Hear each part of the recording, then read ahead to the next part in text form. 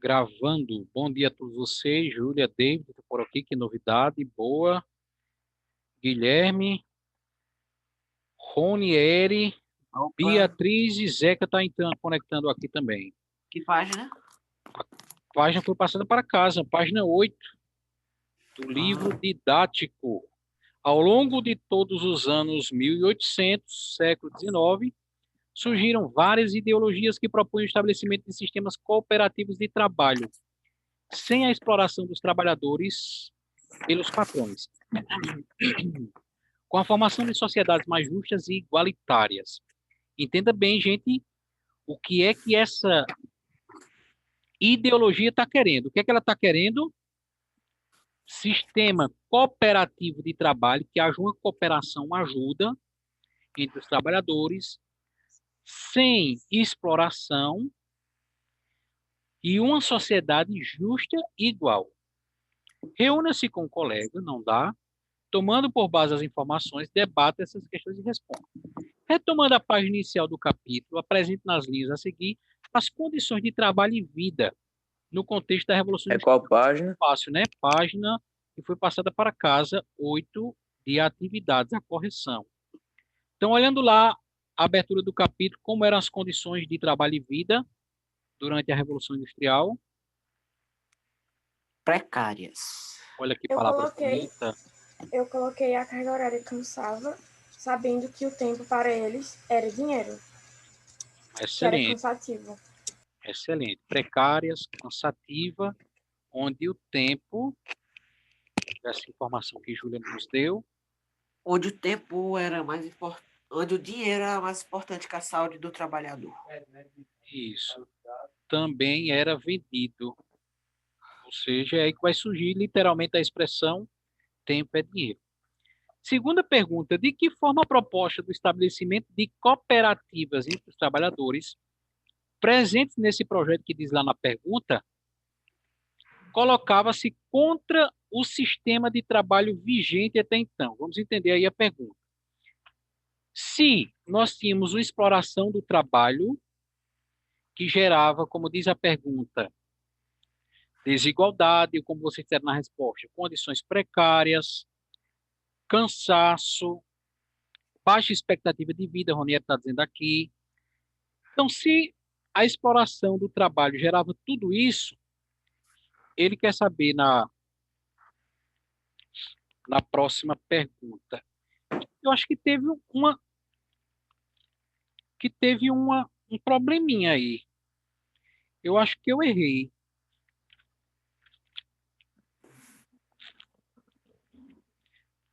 Eu acho que eu mandei a página errada para casa. Deixa eu ver aqui no livro de atividades. Sabe por que eu estou dizendo isso? Porque eu estou vendo que é, tem algumas informações aí nessa segunda pergunta que a gente ainda não estudou. Eu acho que eu coloquei errado lá no Classroom.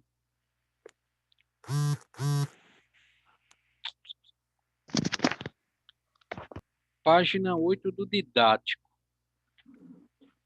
Eu acho que eu coloquei errado lá. Temos que olhar no. Eu acho que era a página 3. Isso prova Porque que. pulou o É. socialista utópico. Vamos nos certificar aqui no YouTube. Eu estou YouTube. abrindo aqui o YouTube. Vamos aqui procurar o canal do colégio.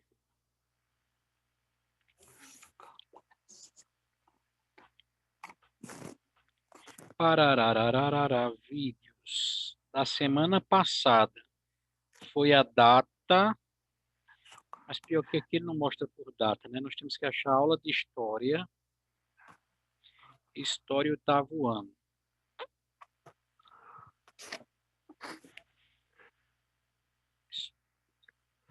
História oitavo ano. Ideologias do século XIX, há 5 dias atrás.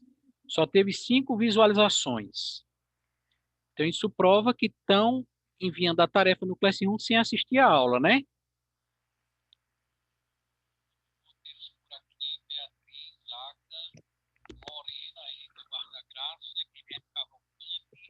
Vamos pegar lá o finalzinho da aula.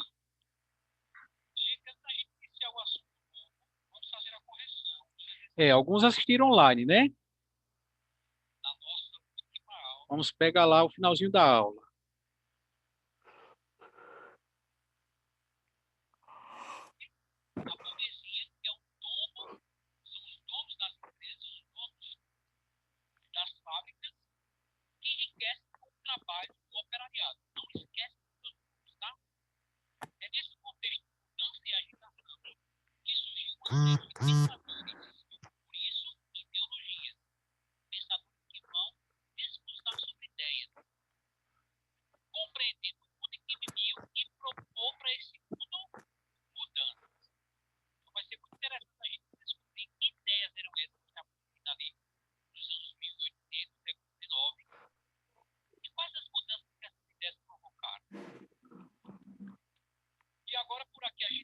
Olha,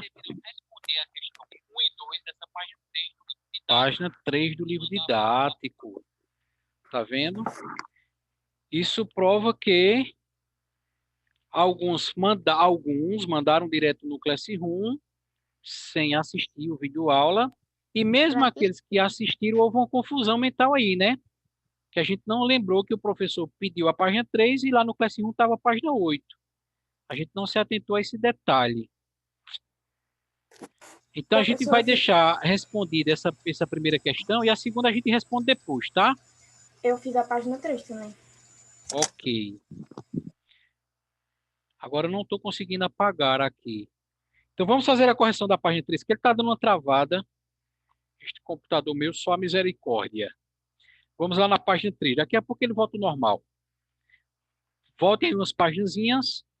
Vamos ver a página 3. Ajuda a gente aí, Júlia. Tu marcasse que letra no primeiro? Eu marquei D. Letra D, muito bem.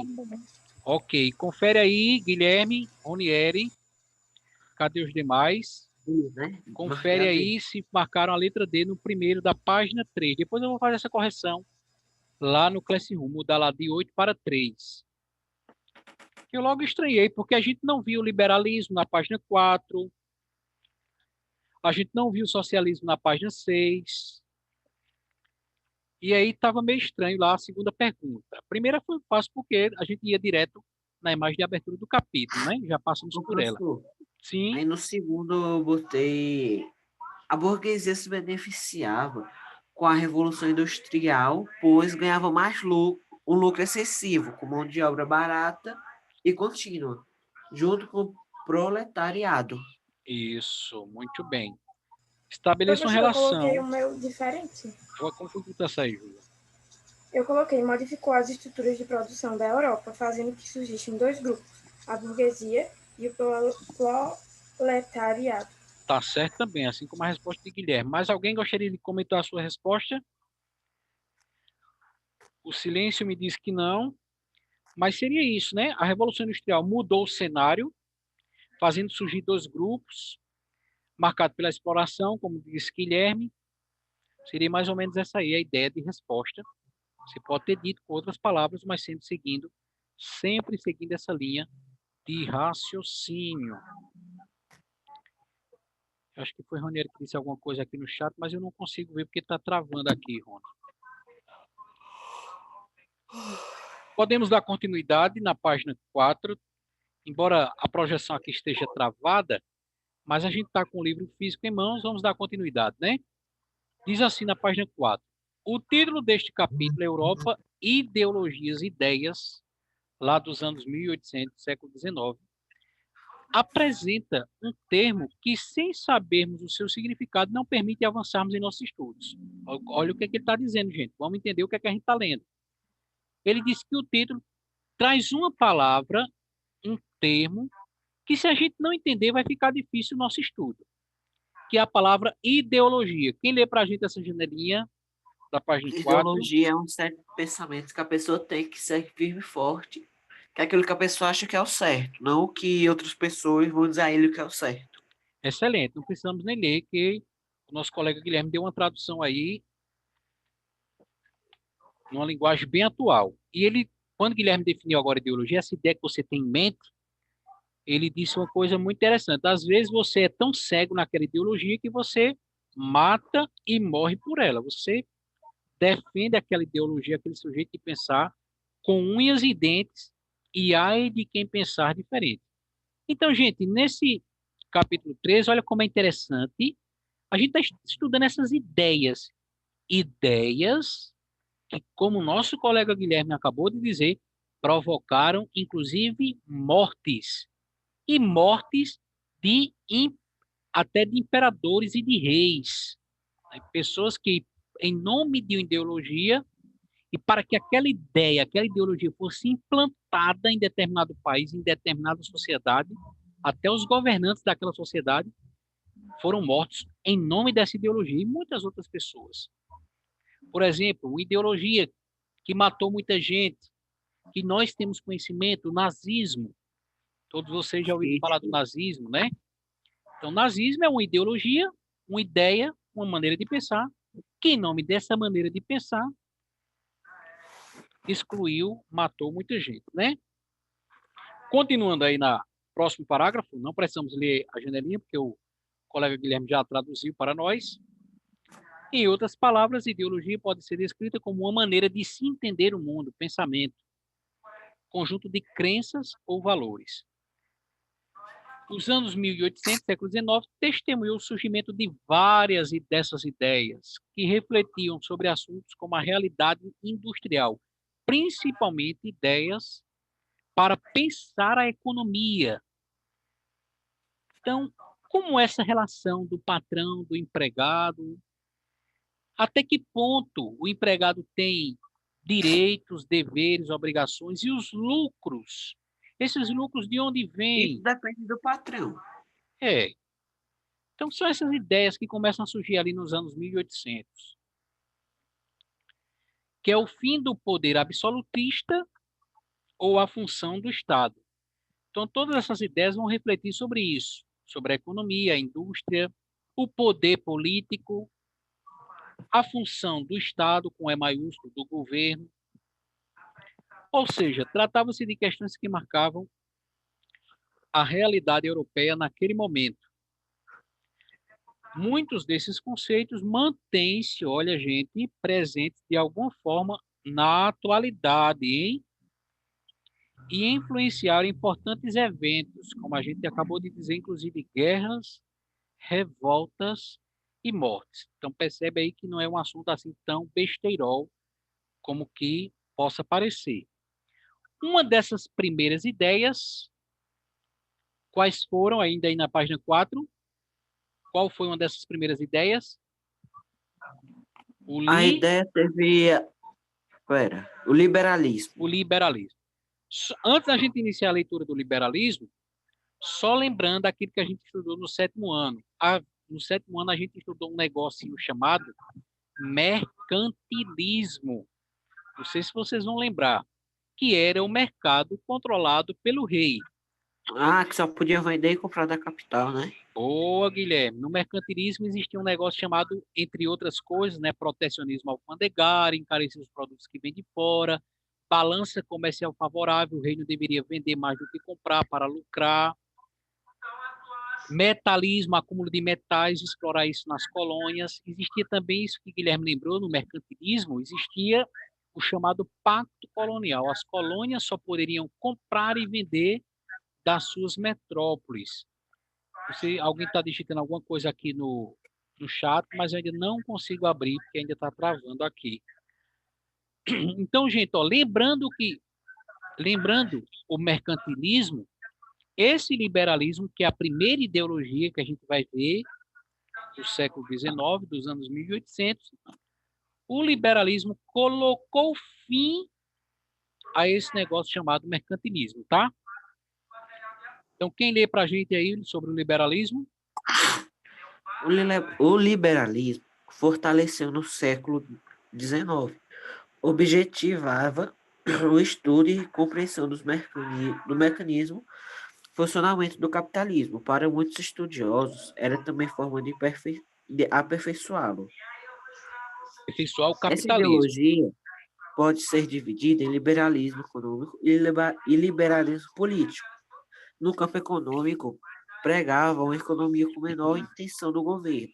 Intervenção. No campo político, desejavam um governo sem o autoristimo que marcou o Autoritarismo. antigo regime e assim propõe a divisão dos poderes do Estado. Então, olha, o liberalismo ele vai atacar duas coisas, né?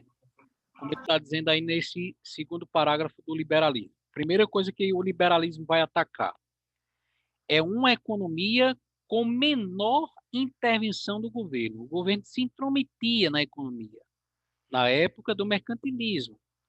E aí dissemos que o liberalismo veio colocar fim àquele controle sobre o mercado. Queria Colocar diminuir o fim poder do governante, não era? e o governante não se intrometesse na economia, deixasse a economia caminhar livremente. Muito bem, Guilherme. E também propondo aí uma divisão dos poderes, né? Poder executivo, poder legislativo, poder judiciário, para tudo não ser concentrado, centralizado na mão do governante.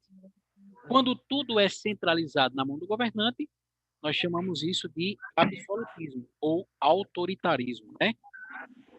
Quem continua lendo as origens do liberalismo? As origens do liberalismo podem ser encontradas nas ideias definidas pelos fisiocratas, grupo de pensadores e economistas franceses no século XVIII. Liberado por Francis Pessoa, eles defendiam que as práticas econômicas deviam ser rígidas por leis naturais, combatendo a interferência do Estado na regulamentação da economia. Essas ideias foram difundidas pelo Lema, laissez-faire, não sei o que, não Tá, sei o que, tá em francês, Lemone, né? não sei o que. Tá em francês, ele vai dar a tradução Fazer logo em deixa seguida. passar, que o mundo caminha por si mesmo. O mundo caminha por si mesmo, inclusive a economia. Deixa eu fazer uma perguntinha a você, gente. Quem é que deve dizer o preço de um produto no mercado, na economia? O dono do mercado. Isso. Mas se de repente aquele dono de mercado ele tem um contrabando, Guilherme, daquele produto e chega, aquele produto chega com facilidade no estoque nas mãos dele.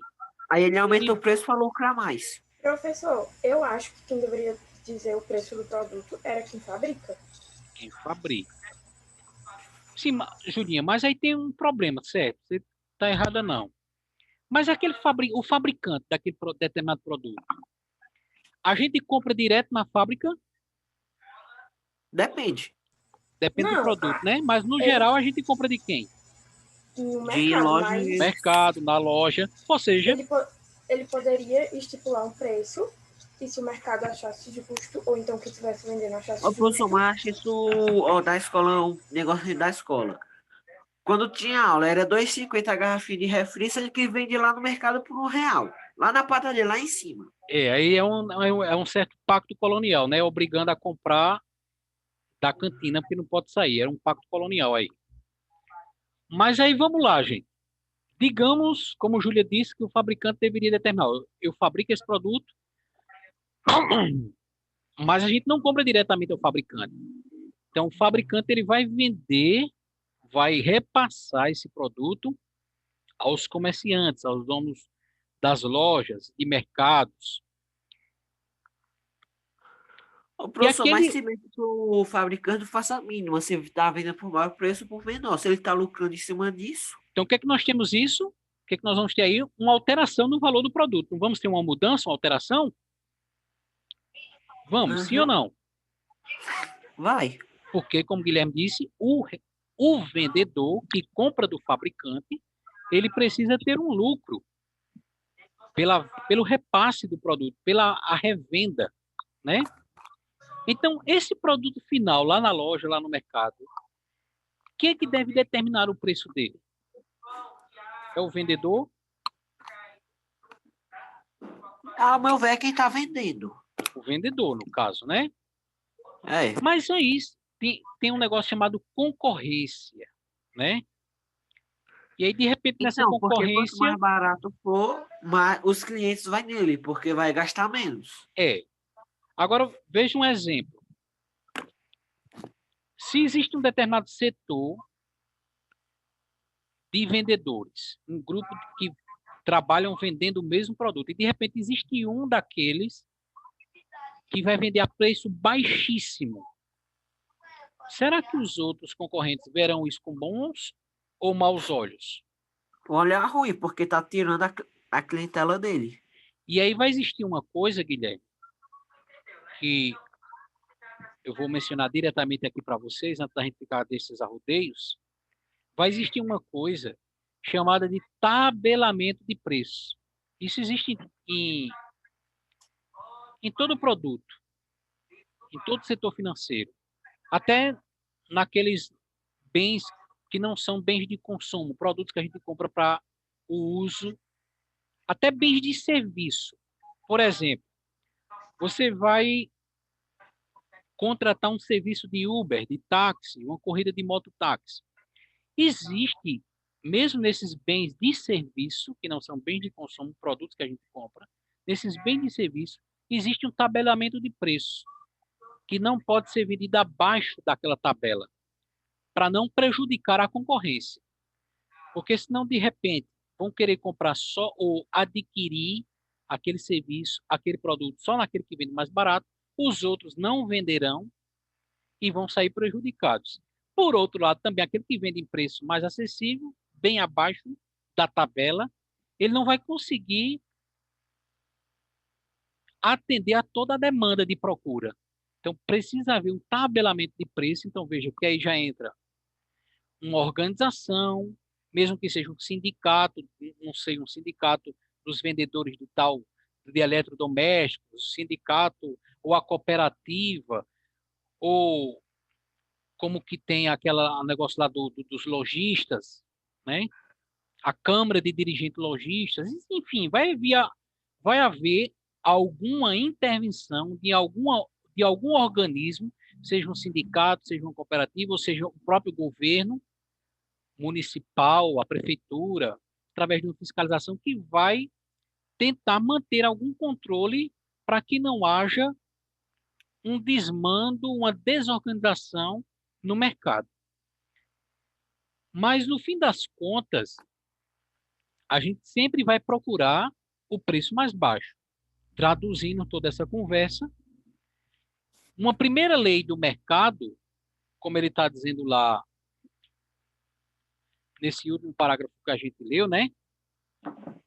Terceira linha desse terceiro parágrafo do liberalismo. As práticas econômicas deveriam ser regidas por leis naturais, ou seja, leis próprias do mercado, sem que o governo tivesse que, por exemplo, como a gente mencionou, tabelar o preço, dizer a que preço teria que ser vendido. Então, existem leis naturais da economia, como ele cita na terceira linha desse terceiro parágrafo. E uma dessas leis naturais, que o mercado rege-se, funciona por si mesmo, é a lei da oferta e da procura. Então, quanto mais tem daquele produto no mercado, mais barato será o preço, menor será o preço, isso. E Se aquele mais, produto está em mais se falta, procura, maior o preço. pois é, tivemos aí agora, recentemente, o exemplo do arroz, né? Então, essa é uma das leis naturais que menciona nessa terceira linha, a lei da oferta e da procura. E vão existir outras também, mas a gente encerra por aqui, tenta introduzir daí o liberalismo. Amanhã a gente dá continuidade na página 5. E para casa, no livro de atividades, eu vou fazer aquela correção lá no Classroom, mudar do 8 para o 3. E agora preste bem atenção para casa, até às 10 horas do dia de hoje.